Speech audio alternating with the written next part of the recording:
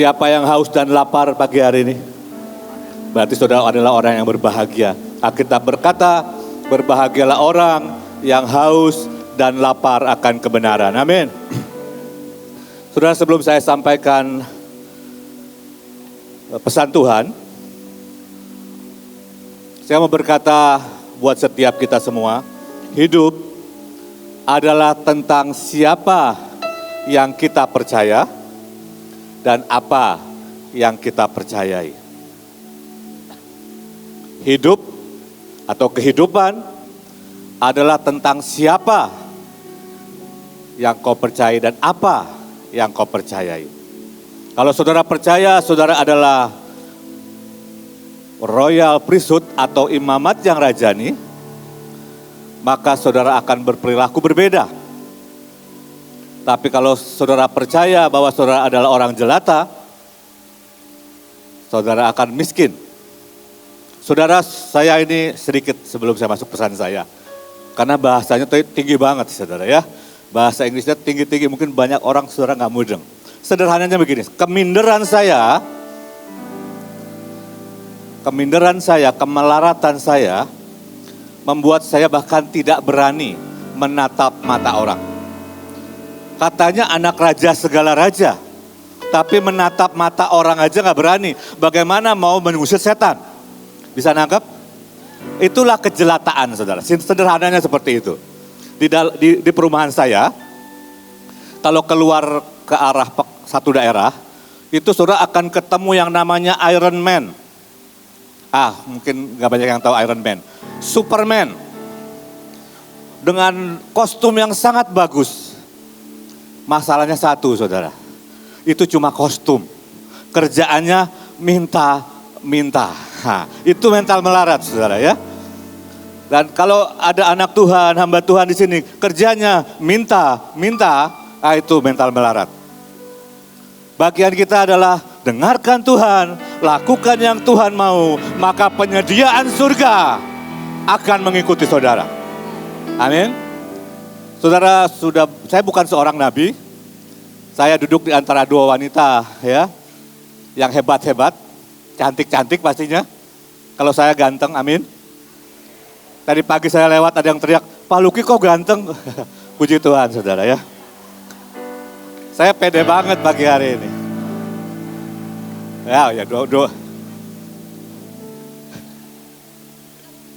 Dua wanita ini, Ibu Iin, Ibu Iren, istilah saya begini saudara.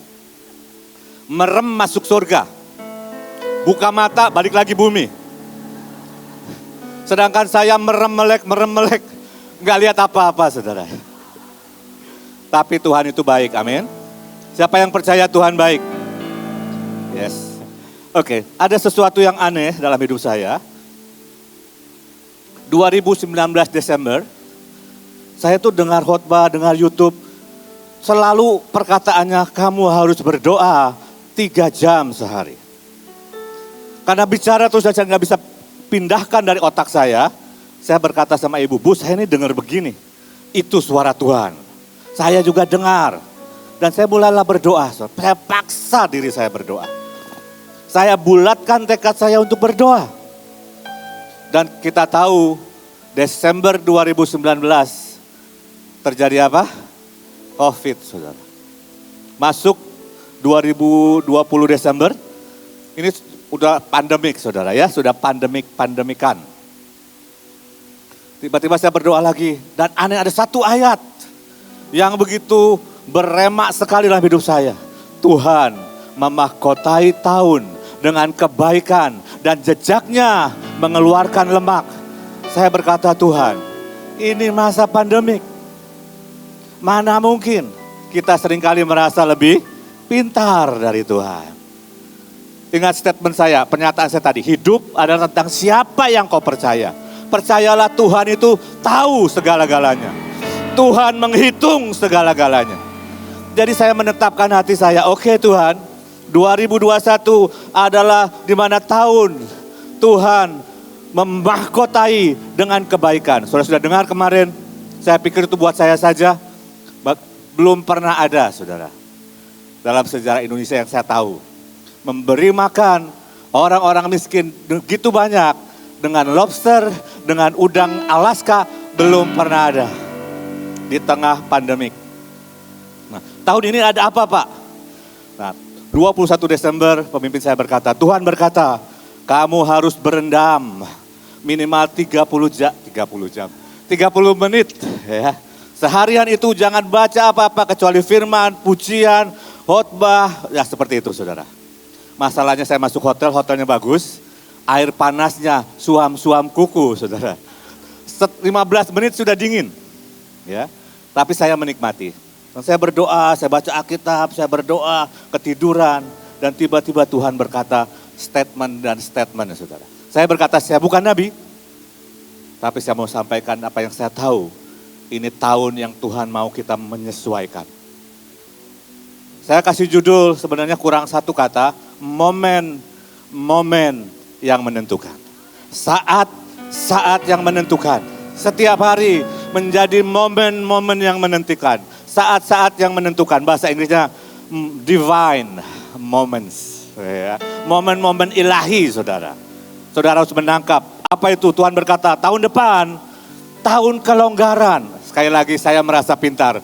Tuhan, pemimpin saya berkata tahun ini adalah tahun grande blessing. Kalau longgar itu kan bukan grande blessing saudara. Bukan berkat yang besar, grande itu besar sekali. Tapi saya dengar berkata, kalau Tuhan bicara sesuatu, pelajari, kunyah, renungkan. Dan saya coba cari, saudara kalau Tuhan bicara, cari di Alkitab saudara. Pasti ada. Nah kita baca di dalam slide berikutnya, tahun kelonggaran ya. Saudara di rumah boleh baca 1 Samuel 11 dari 1, 2, 3 supaya cepat. Ceritanya Raja Amon dan pasukannya menyerang Yabes Gilead saudara. Nah Yabes Gilead ini suku kecil saudara. Bagian dari suku Gilead kecil. Diserang satu bangsa yang besar. Dan karena menurut perhitungan pasti kalah, para tua-tua Yabes datang sama Nahas, Raja Amon. Kami mau buat perjanjian sama engkau, walaupun kami jadi budak enggak apa-apa. Tapi yang namanya Nahas artinya adalah ular. Yang namanya Nahas artinya serpent. Berkata, oke, buat perjanjian, tapi aku cungkil mata kanan dari semua bangsamu. Dan itu akan menjadi celah buat orang Israel. Saudara, ini kondisi hari-hari ini yang kita hadapi. Iblis coba membuat celah. Kan gak lucu satu bangsa semua mata kanannya hilang saudara. Dulu di Israel zaman perang ada seorang jenderal matanya satu gak ada ya. Tapi keren cuma satu saudara ya. Kalau seluruh bangsa begitu kan repot. Karena matanya satu aja perangnya 7 hari. Kalau matanya 2 mungkin cuma 3,5 hari saudara. Mau berkata Pak Iblis mau menghabisi yang namanya penglihatan kita saudara. Sehingga kita tidak bisa menangkap seutuhnya apa yang Tuhan mau. Kita menangkap setengah dan itu berbahaya. Setengah kebenaran bukanlah kebenaran. Hari-hari ini minta sama Tuhan, jeritkan sama Tuhan. Tuhan, aku perlu kebenaran. Karena kebenaran yang daripadamu itu memerdekakan aku. Dan di sini dikatakan, para petua Yabes itu datang dan berkata, beri kami kelonggaran 7 hari. Dan ajaibnya diberi kelonggaran. Kata kelonggaran di kata rapa artinya mengendurkan dan berhenti atau gencatan senjata saudara ya. Kami minta waktu. Saya percaya tahun ini ada kelonggaran yang Tuhan akan berikan. Kata 7 itu dari kata seba, asal katanya sabah artinya perjanjian dan sumpah. Hari-hari ini mari masuk ke dalam kedalaman firman Tuhan dan ambil perjanjian itu akan menghentikan yang namanya si ular. Kalau saudara mau mengalami yang namanya kelonggaran momen lebih momen, saudara harus tahu momen ini perlu firman apa. Momen ini Tuhan berkata apa. Misalnya pagi-pagi, tiba-tiba Tuhan bangunkan saudara, tumben-tumben. Tiba-tiba jam 2 pagi, Jangan bilang, oh baru jam 2 pagi Tuhan, aku ngantuk tidur lagi. Jangan saudara. Tuhan sedang colek saudara, bangun. Ke pantai, urapi pantaimu. Mungkin iblis sedang merencanakan tsunami atau gempa bumi. Tapi hari itu karena engkau mendengar momen ilahi. Engkau ke pantai. Lalu mungkin kau gak tahu ngapain gua ke pantai nyurahin minyak ya. Tapi hari itu terjadi kelonggaran buat kotamu. Karena engkau mengangkat perjanjian minyak. Karena engkau mengangkat perjanjian darah. Amin saudara. Saatnya saudara mengangkat perjanjian demi perjanjian. Untuk menahan yang namanya kedurhakaan. Perjanjian itu apa Pak? Nah tadi Ibu Ruth sudah bilang. Ada perjanjian darah. Darah anak domba Allah itu menghapus segala dosa di dunia. Jadi kalau saudara lihat di kotamu banyak hal-hal yang negatif, jangan ikut menjadi pendakwa. Memang pemerintahanku begitu, memang gerejaku begitu, memang itu pemimpinku begitu. Saudara sedang menjadi pendakwa dan itu sama dengan pekerjaannya si ular. Tapi kita harus mengangkat perjanjian darah Tuhan. Darahmu mengampuni. Aku berdiri sebagai imamat yang rajani. Aku naikkan korban kepadamu. Itulah momen-momen ilahi yang menahan dan memberikan kelonggaran. Sehingga kau punya waktu untuk menyelesaikan panggilan Tuhan dalam hidupmu. Sehingga engkau punya waktu untuk menginjil. Sehingga engkau punya waktu meredominate, menduduki kota demi kota bagi Tuhan. Amin. Saudara menangkap yang saya sampaikan? Coba goyangkan. Haleluya. Kedua saudara. Kata kelonggaran kedua ini ceritanya. Saya menghafal firman di dalam kepala, bukan di luar kepala. Siapa yang menghafal firman di luar kepala? Saudara pakai gadget dan masukkan firman di mana? Di mana? Di dalam hati, saudara. Alkitab berkata di dalam hati. Jangan terjebak dengan saya, saudara. Yang kedua, tahun kelonggaran berkata, iya Ishak pindah dari situ dan menggali sumur yang lain lagi. Tetapi tentang sumur ini mereka tidak bertengkar lagi. Sumur ini dinamainya Rehobot dan ia berkata, sekarang Tuhan telah memberikan kelonggaran. Sekarang, hari ini Tuhan sudah memberikan kelonggaran kepada kita. Sehingga kita dapat beranak cucu di negeri ini. Bukan berarti saudara menikah. Waktu Tuhan memberkati Adam dan Hawa, Tuhan berkata, aku berikan kepadamu kuasa untuk menguasai bumi. Nah salah satu yang tadi diajarkan adalah saudara harus punya cara pikir sebagai seorang penguasa. Di sidang ilahi kemarin saya mengajarkan begini. Satu hari saya pergi ke Venezuela. Ini baru mendarat saudara. Baru mendarat. Ada suara berkata di kepala saya. Siapa kamu? Berani-beraninya datang ke negara ini. Kalau saudara ditanya itu gimana saudara? Oh, saya bukan siapa-siapa. Saya cuma disuruh sama pemimpin saya. Dia jawab dengan firman. Alkitab berkata, pergilah ke seluruh dunia. Kemana saudara? Jadikan semua bangsa. Alkitab berkata, kamu adalah garam dapur. No. Kamu adalah garam dunia. Alkitab berkata, kamu adalah lilin-lilin kecil. Oh bukan. Kamu adalah terang dunia. Oh banyak ayatnya saudara. Banyak ayatnya. Tapi saudara, saya juga berkati ya. Harus ganti apa? Jubah lama saudara. Cara pikir saudara. Apa yang kau percayai. Saya punya panggilan salah satunya adalah membangkitkan orang mati. Masalahnya saudara, saya takut lihat orang mati. Nenek saya meninggal, saya bersembunyi tidak mau lihat wajahnya. Ibu saya meninggal, saya melarikan diri ke Bekasi, saudara. Ke Bekasi, ke kota ini. Tapi ibu saya sangat mencintai saya, dia tunggu saya balik. Saya balik, ayo pergi pulang ketemu Tuhan Yesus. Baru, terpaksa melihat jenazah. Karena saya punya kejelataan. Padahal waktu Tuhan Yesus menemui saya, Tuhan Yesus berkata begini, aku yang sudah mati dan bangkit, aku pegang kunci maut dan kerajaan maut. Saya dapat itu saudara, waktu ketemu Tuhan Yesus. Tapi sekali lagi mindset cara pikir saya, siapa yang saya percayai, apa yang saya percayai, itu belum menggantikan cara pikir jubah yang lama.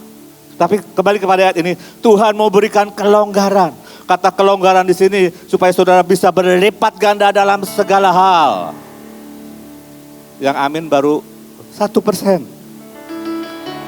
Saya bacain, saya kasih remedial saudara ya. Saya ini mantan direktur sekolah, jadi saya baik saudara ya. Saya bacain, kalau saudara sepakat dan percaya, saudara katakan amin dengan kuat. Kalau perlu loncat, kalau perlu berdiri boleh. Saya hitung dari 1 juta, oke? Sekarang Tuhan telah memberikan kelonggaran kepada kita sehingga kita dapat beranak cucu di negeri ini. Saudara lihat, saya nggak sembarang cari gambar saudara. Kata Rehobot itu artinya streets, maaf saya harus pakai bahasa Inggris. Karena kalau bahasa Indonesia dikatakan jalan-jalan itu beda saudara.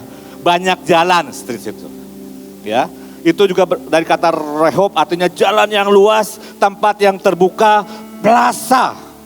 Itu gambarnya besar sekali. Stadion yang besar dengan jumlah banyak orang, parkir yang luas.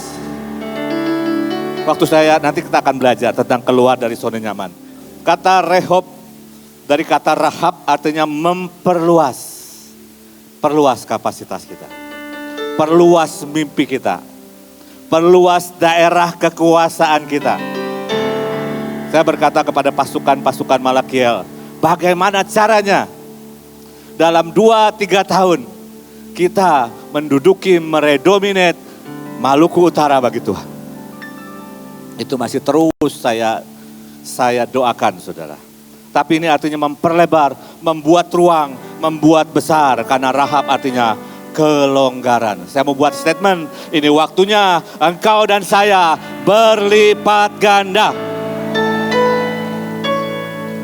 Mari siapkan roh, jiwa, tubuh, wadah, pasukan, iman, apapun yang hari ini saudara 3 hari ini saudara terima, mungkin saudara ya. Saya tahulah, saya yakin banyak dari saudara ini sudah ngebul kepalanya. Tapi terima di hati, masukin di rohmu. Tuhan pokoknya aku percayalah ya. Saudara, saya berjalan sama pemimpin saya, Ibu ini itu kurang lebih sudah 33 tahun. Itu saja masih banyak momen-momen saya itu meragukan saudara. Dan meragukan itu melumpuhkan. Kami pernah buat acara di kota ini, saya takut. Dan itu membuat gagal semuanya. Padahal sebenarnya gampang, saya tinggal sepakat saja sama beliau. Kenapa? Kurang mengenal. Masalah kita adalah kita kurang mengenal Tuhan. Kalau kita kenal Tuhan, kita akan mentaati segala perintahnya. Kalau Tuhan berkata, pergi ke Antartika, ya pergi. Yang saya takutin bukan biaya. Yang saya takutin bukan malaikat jatuh. Yang saya takutin adalah sebuah selat. Namanya D Passage. Saya nggak sebut D-nya apa saudara. Karena di situ adalah pertemuan 2 arus. Dan kapal akan goyang. Nah itulah musuh terbesar saya. Saya akan muntah-muntah, saya akan pusing. Saya bilang, Tuhan masa saya kalah terus sih dengan yang begini. Ternyata masih kalah saudara. Pulangnya saya usaha lagi, ternyata kena badai sedikit, lebih mengerikan saudara. Itu ombak sampai ke lantai 5 dari kapal kami. Saya bilang, Tuhan saya perlu remedial, ulangan susulan lagi. Berapa tahun lalu saya pergi ke Maluku Utara, saya bilang kali ini saya harus menang. Saya pergi ke Loloda dengan kapal kecil saudara. Dan itu sore-sore, wih asik. Saya bilang, Tuhan hari ini saya mau menikmati jalan dengan Engkau. Saya nggak peduli dengan tubuh saya mau jalan sama Engkau. Saudara saya pergi, pulang, saya menikmati. Hidup adalah tentang siapa yang kau percaya. Dan apa yang kau percaya tentang dirimu. Jadi kalau lagi duduk di WC, coba renungin, aku ini anak Allah ya Tuhan. Aku ini anak Allah. Hidupku masih begini berarti ini aku ini belum ngerti aku ini anak Allah. Amin saudara. Saudara, Tuhan itu namanya Immanuel yang menyertai saudara, betul? Saya kasih contoh begini. Kalau saya jalan sama Ibu Iin aja sekeliling Mahanaim, itu udah enak. Saya mau ke restoran manapun, saya nggak usah pusing nanti bayarnya gimana. Pasti berebutan bayar dan saya pasti kalah saudara. Saya yang bayar, sudah saya kalah. Ini baru jalan dengan Bu Iin. Ya, mau menghadapi peperangan apapun, beliau kan saya sudah bilang tadi, merem mata masuk surga. Enggak, kadang-kadang nggak perlu merem. Cuman berkata, Tuhan ini ada apa? Langsung saudara. Ada ini, ada itu saudara. Satu hari saya peperangan ke Cina saudara. Beliau di Indonesia, saya di Cina. Saya masuk satu kota, itu udah dari pagi sampai siang. Beliau berkata, ada patung, ada lambang si jelek di sana. Saya jalan, setiap taman saya jalanin saudara. Sudah tahu apa yang terjadi? Pas jam 3 sore, matahari bersinar, ada sebuah patung, sinar itu mengenai patung, dan ada gambarnya, saya foto kirim. Nah itu yang saya lihat, perlu dari pagi sampai siang dan perlu tunggu jam 3. Tapi saya sepakat, ya, jalanin Bu, saya minta izin Bu. Udah jalan dari pagi sampai siang, perut lapar dan haus. Iya toh? Saya nggak tahu udah berjalan berapa kilometer itu saudara. Kami punya pengalaman yang ajaib dengan sepakat dan percaya. Saudara cukup sepakat, ini tahun kelonggaran. Lakukan yang pertama tadi, setiap apapun. Mungkin Tuhan suruh menyembah. Amin. Karena ini tahun kelonggaran. Yang ketiga, baru 3 yang saya temukan saudara ya. Hal ini kukatakan kepadamu sebagai kelonggaran. Kata kelonggaran adalah konsesi, ya, bukan sebagai perintah. Konteksnya adalah tentang perkawinan, saudara. Harusnya suami istri jangan bertarak, konteksnya.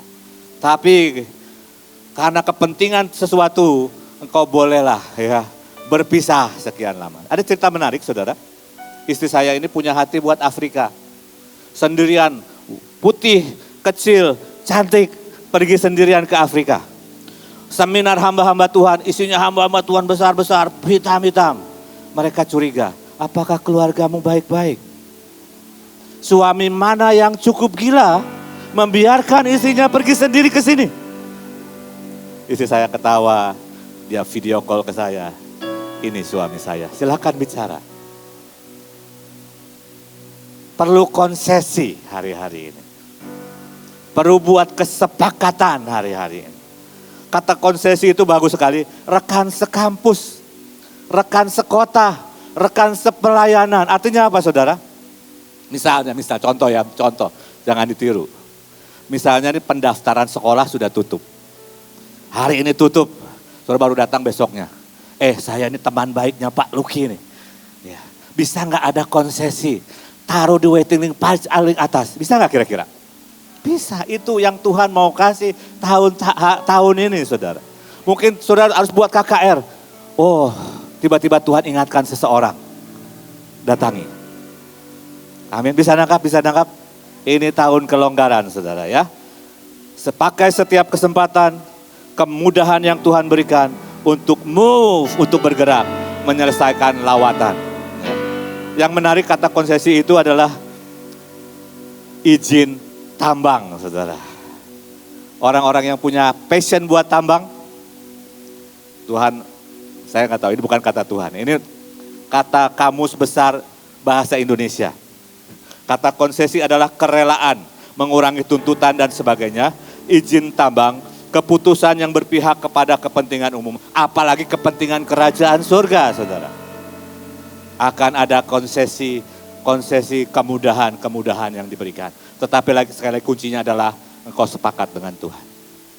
Kuncinya adalah engkau percaya dengan Tuhan. Amin. Oke. Nah, yang kedua Tuhan berkata, tahun keluar dari zona nyaman. Percayalah tidak mudah, saudara. Kita sudah punya gereja yang baik, ada persembahan setiap hari. Dan tiba-tiba Tuhan berkata, pergi, perluas. Kita mulai tidak nyaman, saudara. Ya, keluar dari kepompong. Keluar dari kenyamanan kita. Nah, saya mau mulai dengan definisi. Comfort zone itu seperti itu, saudara. Ada batasan yang kita buat. Definisinya, zona nyaman atau comfort zone adalah batas, pagar yang seseorang pasang di dirinya sendiri. Kalau persembahan pokoknya 10-20% cukup. Tapi Tuhan berkata, berikan semuanya. Saudara harus melewati batas, saudara. Saya nggak biasa meninggalkan anak saya. Kalau Tuhan suruh, kau harus melewati batas demi batas. Sehingga dia seringkali tidak mau menerobos. Sehingga seringkali dia memenuhi dirinya dengan banyak alasan. Betul? Dan banyak kekhawatiran. Nanti kalau tenggelam bagaimana? Bayangkan kalau Petrus ya berpikir, iya kalau iya bisa diinjak nih air. Kalau enggak bagaimana? Iman itu beresiko, saudara. Risikonya bukan karena iman tidak bekerja. Karena kita ini manusia. Sesakti-saktinya Bu Iin, Bu Iren. Saya anggap beliau sangat sakti. Tetap pernah buat salah. Jangankan manusia, malaikat pun pernah buat salah. Makanya ada malaikat jatuh. Betul? Hanya Tuhan yang tidak buat salah. Dan di atasnya Bu Iin, ada Tuhan Yesus yang tidak pernah salah. Itu jaminan kita, saudara. Harus berani keluar dari kolam yang rame-rame, pindah ke kolam sendiri. Lebih besar lagi. Sebuah pelayanan yang baru mungkin. Mungkin sudah lama Tuhan berkata, nak pergi buka rumah singgah. Nak pergi buat penginjilan ke suku-suku terasing. Tapi engkau mulai banyak excuse, banyak alasan, banyak kekhawatiran. Nanti keluargaku gimana? Nanti uangnya dari mana? Saya mau ajarin saudara, izinkan saya sharing. Setiap kali mau pergi ke bangsa-bangsa atau ke sebuah pelayanan, saya selalu bilang sama semua, uang itu nomor 100. Nomor berapa? 100. Tapi banyak pelayanan, bukan berarti nggak ngitung budget, saudara. Uang itu nomor 1, enggak. Nomor 1 itu cuma Tuhan. Artinya apa? Tangkap hatinya Tuhan. Tuhan mau apa? Saya waktu siapkan ini saya sudah mikir macam-macam. Salah satunya saya agak iseng begini. Ibu Iin mau bicara hati, Ibu Ruth mau bicara hati. Saya di tengah-tengah, saya bicara hati-hati saja. Tapi waktu saya berdoa, Tuhan beri firman. Tuhan berkata, sampaikan saja yang aku sedang bicara sama kamu. Bicaralah hati-hati. Hati-hati menjaga hatimu.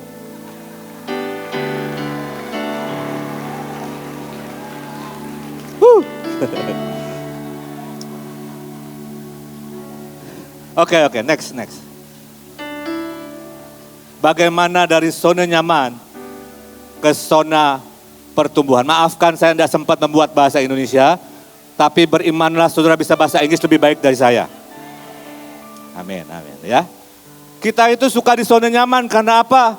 Karena semuanya merasa aman dan kau punya kontrol. Itu masalah kita mau semua dalam kontrol kita. Kita mau suami baik-baik, istri baik-baik, uang ada, pelayanan baik-baik, tidak ada masalah, percayalah, cepat atau lambat kita. Karena saudara akan santai. Manusia itu perlu tantangan sebenarnya. Iman kita ini perlu di stretch, perlu ditarik, saudara. Saya perlu memaksa diri saya untuk ketemu orang dulu seringkali.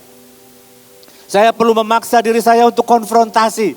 Saya nyaman sendiri di box saya. Saya ini plekmatik, ada plekmatiknya. Saya nggak suka disebut plekmatik. Saya melankolik plekmatik. Nah. Tapi yang penting saya cinta Tuhan, itu aja. Ya. Dan saudara ketika saudara mau keluar dari zona nyaman, saudara akan ketemu zona ketakutan. Itu pasti, saudara. Begitu saudara berkata, oke, kita akan buat pasar murah misalnya. Tuhan berkata, saudara mulai kehilangan keyakinan. Ya, Aduh, aku perlu peneguhan nih. Aku perlu nabi-nabi. Aku perlu dengar suara Tuhan. Enggak salah, saudara. Saudara perlu meyakinkan dirimu saudari bahwa itu adalah kehendak Tuhan. Dan saudara mulai, kalau kita nggak mencari kehendak Tuhan, kita mulai cari alasan. Ini musim pandemik. Nanti kalau tertular bagaimana? Nanti kalau ada yang sakit dan mati bagaimana? Betul? Ada banyak alasan, saudara. Tapi kita harus menguatkan keyakinan kita. Itu sebabnya kita hari-hari ini harus dengar suara Tuhan. Miliki ketenangan, saudara. Karena tanpa ketenangan kau tidak bisa berdoa. Kalau kau tidak bisa berdoa, kau tidak dengar suara Tuhan. Jadilah tenang supaya kamu bisa berdoa. Dan saudara mungkin akan dipengaruhi oleh pendapat-pendapat orang lain. Be affected by others' opinions. Janganlah, jangan fanatik. Jangan ikut gila-gilaan. Kita jadi pelayanan yang baik-baik saja. Saya bersyukur Yesus itu pelayanannya tidak baik-baik saja. Zaman itu sinagog itu penuh dengan dengan orang Farisi, orang Saduki dengan jubahnya, orang takut, orang diam. Yesus datang tiba-tiba, orang pada pelepasan, saudara. Betul? Ketemu orang Farisi, Yesus menghabisi orang Farisi. Kalau baca Alkitab itu menarik. Buku yang paling menarik di dunia itu cuma satu, Alkitab. Yesus itu ajaib. Yesus itu luar biasa, ya. Jangan cari alasan. Cari alasan untuk beralasan, tapi cari alasan untuk melakukan kehendak Tuhan. Di seminar akhir zaman yang saya sampaikan, saya mulai dengan formula 121. Apa itu? Filipi 1 ayat 21. Apa? Mati adalah keuntungan. Hidup adalah Kristus. Ada banyak orang sekarang takut mati. Padahal mati adalah oke. Nah, dari zona ketakutan, kita harus masuk ke zona belajar. Berurusan dengan tantangan dan kira-kira problem apa, masalah apa yang dihadapi. Mungkin kita perlu doa lebih banyak. Mungkin kita perlu deklarasi lebih. Kita mungkin harus ngisi cawan. Mungkin kita harus belajar skill-skill yang baru. Oh, kemarin diajarin buka rumah singgah, buka rumah pintar. Kalau perlu, kontak Ibu Nita. Bu Nita, saya mau buka rumah singgah. Tolongi ajari yang pertama kali. Yang kedua dan berikutnya kami buka sendiri. Oh, Ibu Nita bersedia, saudara. Betul ya? Baru saudara akan masuk ke zona pertumbuhan. Saudara menemukan tujuan yang ajaib dari Tuhan. Saudara mulai menghidupi mimpi itu. Saya punya mimpi, saudara. Itu pergi ke seluruh dunia. Sekarang sudah selesai mimpi itu. Dari Antariksa belum. Belum. Itu harus pakai translation. Pindah kayak Filipus ya. Mesti pakai Filipus Air. Baru bisa ke antariksa. Ya. Tapi semua benua. Bayangin ini orang pemalu, penakut, pengecut, ya, jelata, bisa keliling dunia. Itu cuma Tuhan Yesus yang bisa. Kalau saya yang pas-pasan, miskin dari desa, bisa keliling dunia, saudara juga bisa. Cuma sekarang tantangannya lebih besar. Nah, ini yang membatasi kita. Next slide. Saya terjemahkan. Kehidupan saya dan saudara itu tidak kecil. Kehidupan saudara ini yang membuat kecil adalah gambaran diri kita. Yang membuat kecil adalah karena kita tidak percaya. Nah, Paulus menuliskan dalam versi The Message, saya lupa nulis ayatnya, ya. 1 Korintus 9 ini. Hai orang Korintus yang terkasih, hai pasukan terdahsyat, Saya tidak dapat memberitahu Anda betapa saya sangat merindukan Anda untuk memasuki kehidupan yang terbuka lebar dan luas ini. Pak, ini masa COVID, pembatasan sosial. Betul. Tapi Alkitab berkata, ada kehidupan yang terbuka lebar dan luas. Kami tidak memagari Anda. Kami tidak memagari Anda. Rasa kecil, rasa tidak berdaya yang Anda rasakan berasal dari kejelataan kita. Saya pakai bahasanya Burut. Bisa nangkap saudara? Hidup Anda tidak kecil, tetapi Anda menjalaninya dengan cara yang kecil. Saya berbicara dengan sejelas mungkin dan dengan penuh kasih sayang. Sudah saya buat gambar di kanannya itu. Ini mimpinya Elon Musk, saudara. Naik mobil ke antariksa, bukan naik roket. Bayangin orang dunia punya mimpi besar begini. Kita banyak gak punya mimpi, saudara. Mimpi itu yang dari Tuhan, yang mimpi yang baik itu gak dosa, saudara. Yang dosa itu mimpi basah. Yang mengertilah ya. Bukalah hidup Anda. Hiduplah secara terbuka dan ekspansif. Wah, ini gak ada yang amin, saudara. Saya kasih ulangan. Bukalah, jubah kejelataan kita. Hiduplah secara terbuka dan ekspansif. Amin. Terima kasih. Tuhan Yesus memberkati. Saudara, seperti saya katakan, iman itu bertindak, iman itu beresiko, saudara. Lukas 8 ayat 48 berkata, maka kata Yesus kepada perempuan itu, hai anakku, imanmu telah menyelamatkan engkau. Pergilah dengan selamat. Versi The Message berkata begini, Yesus berkata, anakku, engkau meresikokan dirimu mempercayai aku. 17 Agustus 2004, saya meresikokan diri saya mempercayai panggilan Tuhan untuk masuk ke Yayasan Mahanaim melayani Tuhan sepenuh waktu. Dengan 3 anak kecil, 1 istri, rumah kredit. Tapi saya bersyukur itu tidak ada apa-apanya dibanding apa yang Tuhan sudah kerjakan dan yang akan Tuhan kerjakan lebih lagi. Tapi banyak orang tidak berani meresikokan dirinya melewati pagar yang dia buat sendiri. Termasuk saya sampai hari ini. Banyak hal saya harus terobos di dalam saya. Musuh itu bukan di luar saudara, di dalam saudara. Keluaran 1 ayat 15 sampai 20. Raja Mesir juga memerintahkan kepada bidan-bidan yang menolong perempuan Ibrani. Seorang bernama Sifra dan yang lain bernama Pua, katanya, jika anak laki-laki, kamu harus membunuhnya. Tetapi bidan-bidan itu takut akan Allah dan tidak melakukan seperti yang dikatakan Raja Mesir. Saudara, Raja Mesir waktu itu adalah super power dunia. Global elite itu Raja Mesir. Yang perintahkan Raja Mesir, bunuh semua anak laki-laki dari rakyatmu. Ini bidan-bidan, saudara. Melanggar gak dia? Mereka ini merisikokan diri loh. Yang dilawan ini Firaun. Tertinggi sudah. Istilah saya, Firaun itu seng ada lawan waktu itu. Nggak ada lawannya. Kecuali bidan-bidan ini takut akan Tuhan. Dikatakan begini, saudara.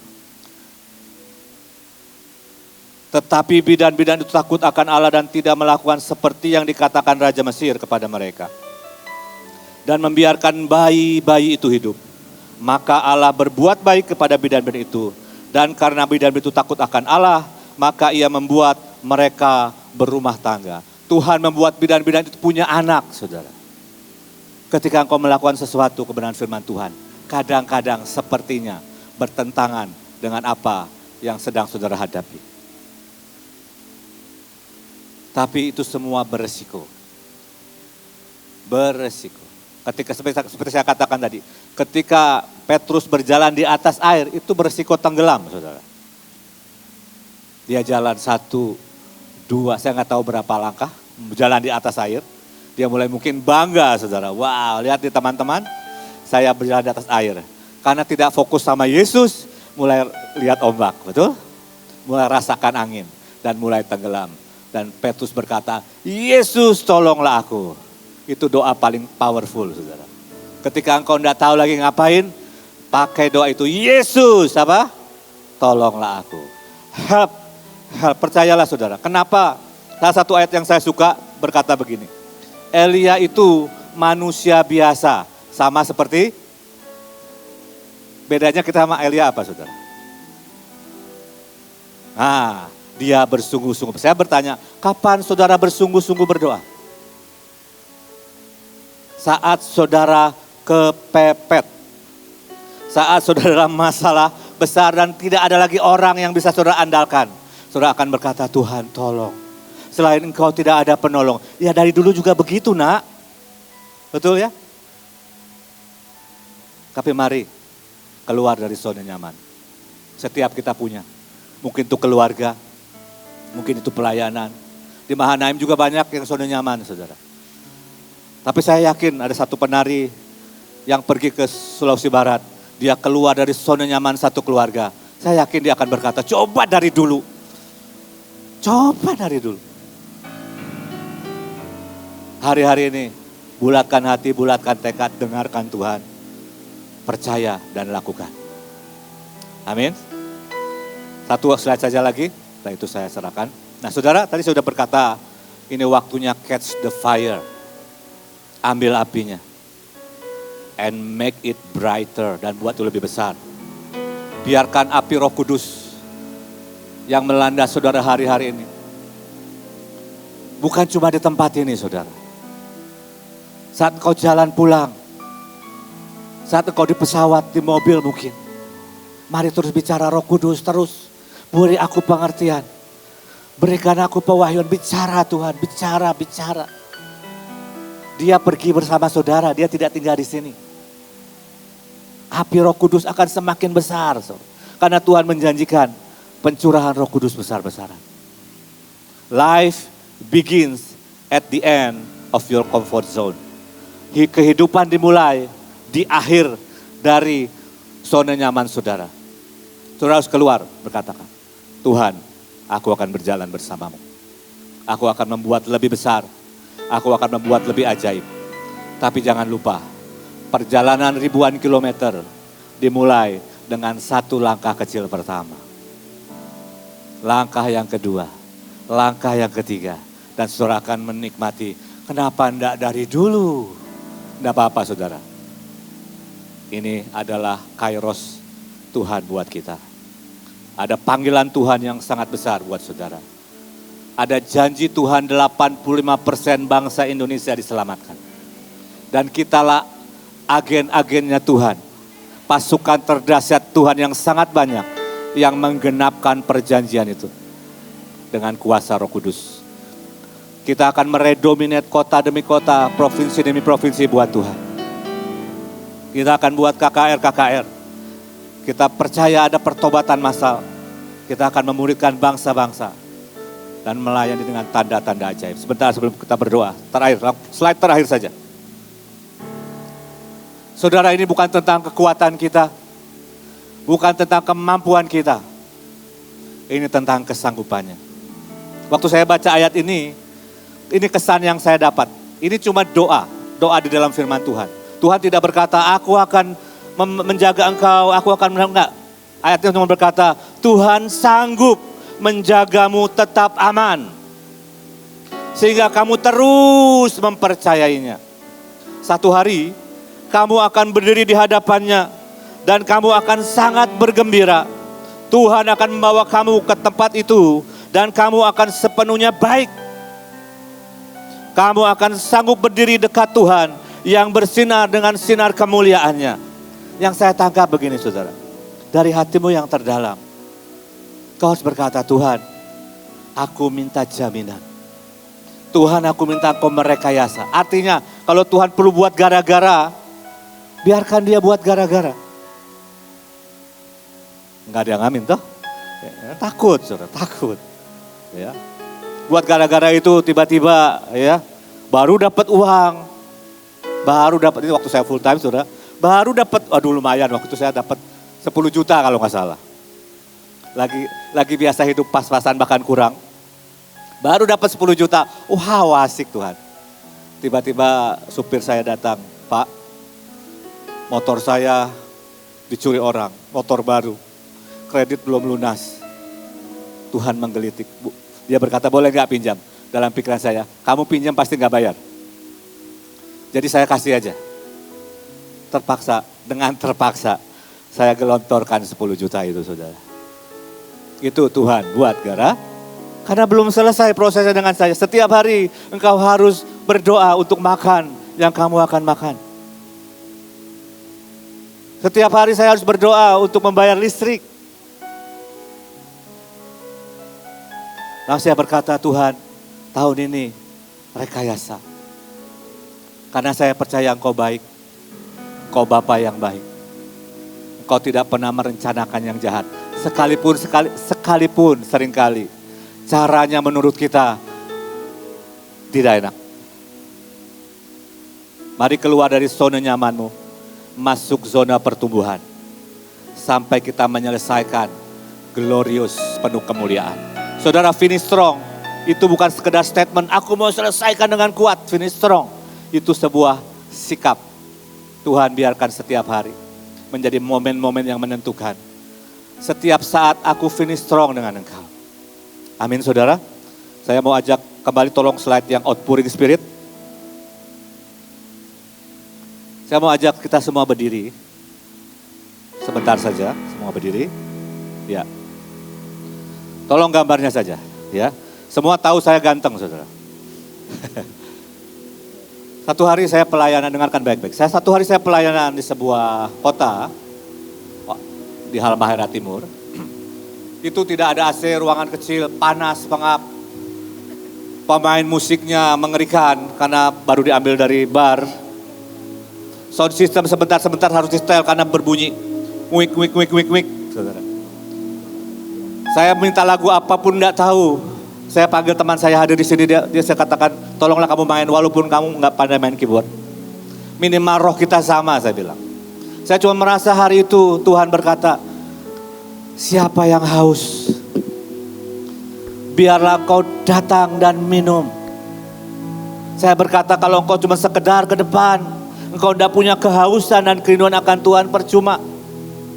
Karena hukumnya berkata barang siapa haus, barang siapa rindu, baiklah ia datang dan minum. Saudara, setiap hari saya harus meningkatkan kehausan saya, kerinduan saya akan Tuhan. Kalau enggak itu akan sia-sia. Izinkan saya menyelesaikan dengan begini. Satu hari saya baca sebuah statement begini. Pedang itu dibuat dari besi. Dengan api dan tempaan. Dan asahan dan dipakai terus. Tapi dia akan menjadi berkarat dan sia-sia saat diabaikan.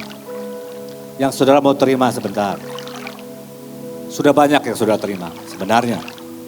Itu akan sia-sia, akan berkarat kalau saudara nggak pakai.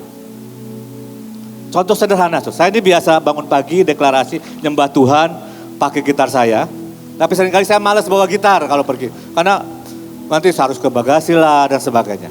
Singkat cerita saya nggak bawa gitar saya. Ternyata nggak enak saudara. Jadi cukup lama saya nggak main gitar, begitu pulang mau main lagi itu susah saudara. Saya nggak terbiasa, saya harus paksa diri saya biasakan lagi. Saya mau berkata, saudara terima, kalau saudara nggak pakai, itu akan rusted away, akan berkarat dan terbuang. Saya punya parang, cukup panjang. Waktu saya beli itu masih bagus, tajam. Karena saya juga bukannya suka ke kebun, saya simpan. Bertahun-tahun itu sudah berkarat dan tumpul sekali. Itu jadinya saudara. Oke, balik ke cerita tadi. Nah saya berkata, hanya untuk saudara yang haus, yang benar-benar haus, yang merindukan, menginginkan Roh Kudus apinya turun dalam hidupmu, engkau maju ke depan, gak ada yang gerak. Saudara. Tapi di hati saya berkata, Tuhan bilang ada nak. Dan tiba-tiba saudara, tiba-tiba ada 2 orang pemudi berdiri ke depan. Saya ini suka tumpangin tangan. Tapi saya tanya Tuhan, boleh nggak? Tuhan berkata, jangan, stop. Oke, saya ajak berdoa. Dari 30-an orang cuma 2 orang. Ini terjadi pertama kali dalam hidup saya. Kedua. Saya nggak tumpang tangan. Saya juga nggak. Saya cuma terus berdoa. Itu tiba-tiba saudara, penuh Roh Kudus dan saya nggak tahu yang akan Tuhan buat pagi hari ini. Tapi di hati saya, Ibu selalu berkata beberapa hari kepada saya, kata-kata itu jangan lupa. Catch the fire and make it brighter. Pejamkan mata saudara sebentar.